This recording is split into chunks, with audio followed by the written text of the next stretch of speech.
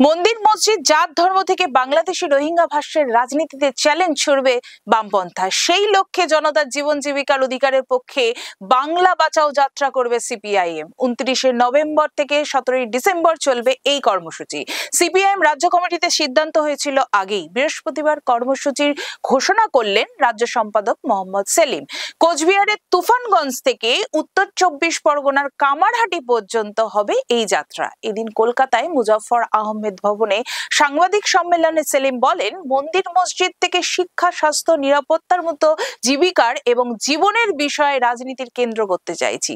বিশ্বাস রয়েছে মানুষের সাড়া পাবো, সারা অতীতেও পেয়েছি। বাংলাকে বাঁচাতে হলে বামপন্থার পুনরুত্থান দরকার, তা ঘটেছে চলমান এই প্রক্রিয়ায়।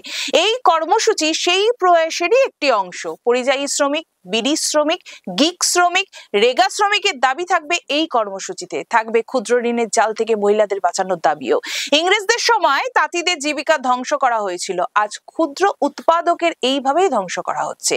কৃষকদের কৃষি জমি থেকে উৎখাত করার চেষ্টা হচ্ছে, মৎস্যজীবীদের জলাভূমি থেকে উচ্ছেদ করা হচ্ছে, চা বাগানেও উচ্ছেদের চক্রান্ত চলছে। এই ষড়যন্ত্র থেকে বাংলাকে বাঁচাতে হবে। মানুষের জীবন্ত সকল সমস্যা নিয়েই পাশাপাশি রাজ্যের সব জেলাতে চলবে বাংলা বাঁচানোর যাত্রা।